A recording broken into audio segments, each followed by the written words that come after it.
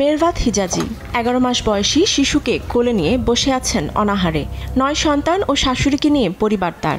গাজা সাবরা শহরের বাসিন্দা হিজাজি স্বামী হারিয়েছেন 2023 সালে ইসরায়েলি আগ্রাসনে। এরপর থেকেই বাস্তুচ্যুত হয়ে ঘুরছেন বিভিন্ন আশ্রয়কেন্দ্রে। 38 বছর বয়সী হিজাজি নিজের জীবন থেকে নেয়া এক সপ্তাহের কঠিন সংগ্রাম তুলে ধরেন। রোববার কমিউনিটি রান্নাঘর থেকে তিনি সংগ্রহ করেছেন প্রায় আধা কেজি রান্না করা মসুর ডাল, যা তার পরিবারের একবেলা খাবারের প্রায় অর্ধেক। সোমবার তার মেয়ে মেন্না নিয়ে আসেন সামান্য কিছু আলু। ক্ষুধার্ত পরিবার পেট ভরে পানি খেয়ে কাটিয়ে দেন। মঙ্গলবার প্রায় আধা কেজি রান্না করা পাস্তা পেয়েছিলেন। বুধবার মেন্নার অনুরোধে পেয়েছেন এক বাটি ডাল ও ভাত।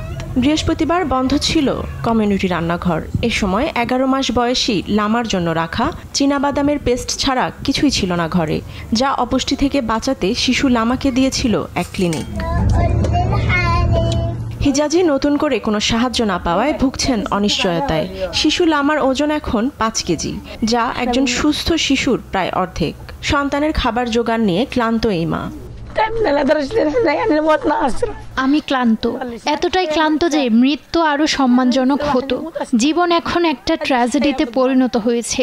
মৃত্যু আরো মর্যাদাপূর্ণ হতো। এটা জীবন নয়। আমার বাচ্চারা খাবারের জন্য জেগে ওঠে। তারা কিভাবে খাবে, কিভাবে দিন কাটাবে, এই ভেবে আমি রাতে ঘুমাতে পারি না।